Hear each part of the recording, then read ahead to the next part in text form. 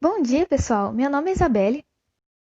Bom dia, ouvintes. Aqui quem fala é o Nicolas mais uma vez.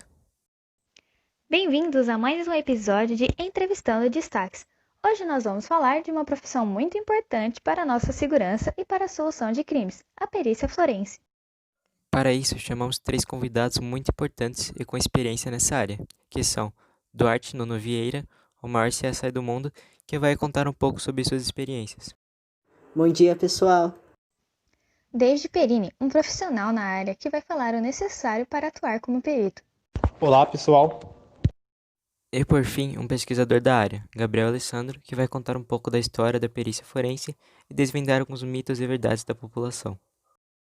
Bom dia, ouvintes. Sejam bem-vindos ao nosso podcast. Muito obrigado por comparecerem. E vamos começar com você, Sr. Duarte. Nos conte um pouco sobre sua carreira e como está a profissão hoje. Eu que agradeço por me chamarem e será um prazer dividir um pouco da minha experiência. Eu ganhei o prêmio Douglas Lucas Medal pela minha profissão e contribuição. Até os dias atuais, o campo de perícia forense, as tecnologias e técnicas melhoraram muito e até novas foram criadas, coisas que pensavam não serem muito impossíveis de acontecerem. Você poderia nos citar alguns exemplos?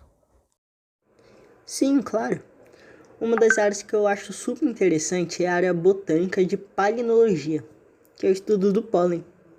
Quem imaginaria que a gente podia usar o pólen para descobrir assassinatos ou outros crimes, né? A partir do pólen encontrado nas vias respiratórias de um indivíduo que aparece morto num parque, por exemplo, podemos saber se ele foi morto naquele local ou se foi colocado lá. Se dentro das vias não tiver pólen, significa que ele não respirou ali, portanto não foi morto lá. Também já conseguimos rastrear os trajetos de algumas drogas a partir dos pólens que vêm incorporados ao produto. Onde ela foi cortada, embalada, por onde passou e várias outras coisas podemos descobrir só com pólen. É uma grande arma no combate às rotas do narcotráfico. E isso vale para tudo, até para descobrir por onde passou uma obra de arte roubada, por exemplo. Mas, além desse do pólen, há muitos outros avanços. Tudo aquilo que existe de desenvolvimento tecnológico tem repercussão na área policial médico-forense. Cada tecnologia ajuda a melhorar a área, que nada mais é a aplicação de conhecimentos científicos para a resolução de problemas jurídicos. Isso vale para a química, antropologia, medicina e várias outras áreas. A perícia forense é uma área que utiliza diversos tipos de ciências e tecnologias para atuar. Isso que eu acho muito fascinante e foi por isso que eu decidi entrar nessa área. Nossa, nunca imaginei que isso fosse possível. Realmente impressionante. Agora, David, o que você diria que é necessário para ser um bom perito forense? Além de precisar ter estômago e o psicológico forte para não se impressionar com cenas do cotidiano, que infelizmente são muito fortes, é necessário ter em mente que a responsabilidade do profissional é muito grande. Uma canetada ou um erro na perícia de um caso pode colocar um inocente através das grades ou então deixar um criminoso nas ruas. O perito precisa ter habilidade que o façam se destacar em um ambiente de trabalho que existe muito do profissional. Algumas delas são estar atento ao ambiente, ser observador, trabalhar com agilidade e dedicação, ser corajoso e entender diversas áreas de conhecimento. E se formos falar de qualificações para se tornar um perito, geralmente os editais dos cursos determinam que para ser perito criminal é preciso ser formado em áreas diversas, como química, física, medicina, farmácia, enfermagem, biomedicina e engenharias, sempre de acordo com a demanda dos órgãos públicos. Porém, não são só essas habilidades que fazem um bom perito forense. Você precisa estar ciente dos erros ou armações que podem ter no caso e que podem estar induzindo você. Então também é necessário estudar um pouco de direito. Realmente, não é uma profissão fácil. Muito pelo contrário, é extremamente difícil e é necessário estar sempre se atualizando e acompanhando o desenvolvimento tecnológico. Caramba, eu estou realmente muito impressionada. Agora vamos falar com o nosso terceiro convidado, Gabriel Alessandro, que irá contar várias coisas interessantes para nós. Mais uma vez, eu gostaria de agradecer por vocês me convidarem. Muito obrigado. Mas indo direto ao assunto, com os meios de mídia atuais, principalmente as séries, nós podemos nos familiarizar e conhecer a profissão. Porém, há muitos equívocos e exageros ao redor disso.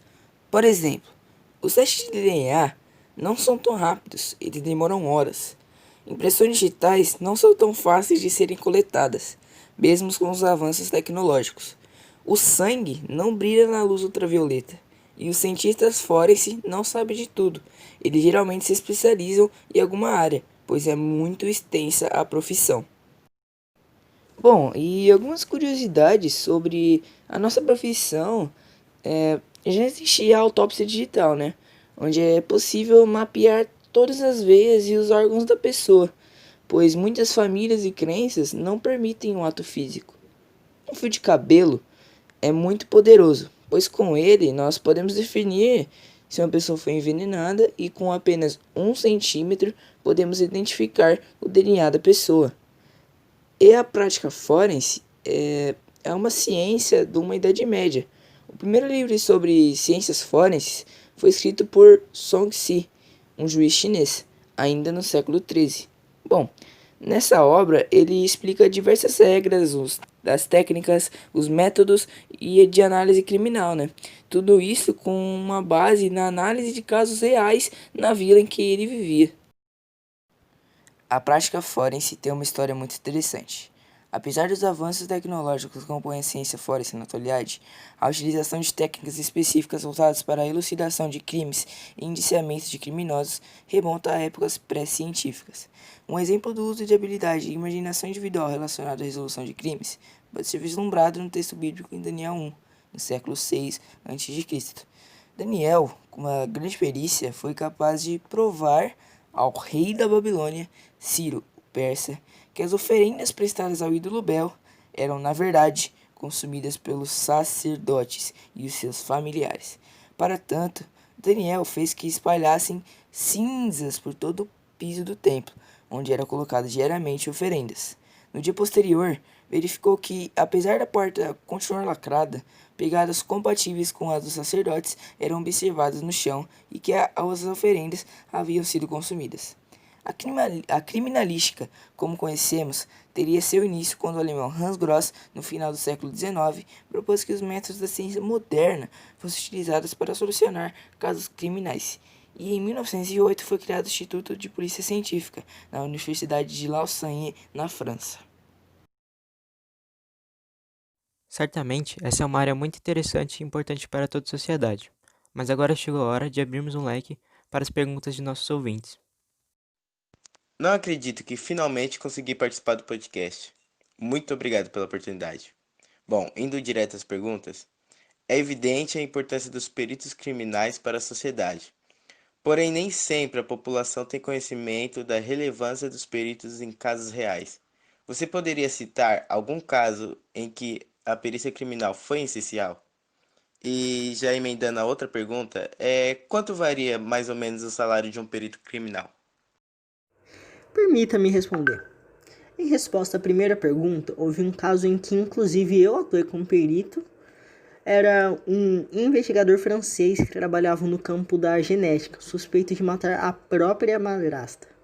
Como conhecia muito do tema da perícia forense, ele espalhou produtos químicos que não permitiram fazer uma identificação do DNA do criminoso. Primeiro ele foi absolvido, mas o procurador-geral da Suíça recorreu e ele acabou condenado a 18 anos. Conseguimos provar que ele próprio foi responsável a disfarçar a cena do crime, o que só alguém com conhecimentos dele poderia ter feito. Aquilo com certeza não foi acidental. E referente à segunda pergunta do salário, depende muito do país. Porém, no Brasil a média é de R$ 11.700. Bom, muito obrigado por responder as perguntas. Foi muito legal aprender mais sobre a sua profissão. E agora, vamos para as perguntas de um outro ouvinte. Bom dia. Os senhores diriam que hoje já é possível descobrir quase tudo? E que há uma data a partir da qual é impossível recuperar o material genético, por exemplo? Deixa que essa eu respondo. Referente à primeira, infelizmente não. A série de televisão do estilo de CSI, investigação, trouxeram essa imagem de que dá para descobrir tudo, mas nem sempre é assim. Mesmo com os melhores meios, nem sempre se consegue chegar a resultados concretos. As ciências têm limites e, em resposta à segunda pergunta, não. A cada caso é um caso. Mas há um princípio nas ciências forenses. O tempo que passa é a verdade que foge. Quanto mais tempo passa, pior. Mas em alguns casos, pode-se chegar a uma conclusão muitos anos depois. Uma mancha de sangue se mantém durante anos em uma peça de algodão. É só ver o que aconteceu com Clinton. Muitos anos depois, o vestido de Monica Lewinsky estava lá guardado. E lá estava o DNA dele. É possível investigar crimes até séculos depois. Muito obrigada por responderem minhas perguntas, vocês são demais. Bem, vamos chegando ao fim de mais um episódio. Esperamos ter agradado os nossos ouvintes. E aos convidados, muito obrigado por comparecerem. Tchau e nos vemos em um próximo episódio. Muito obrigada, pessoal, e até a próxima.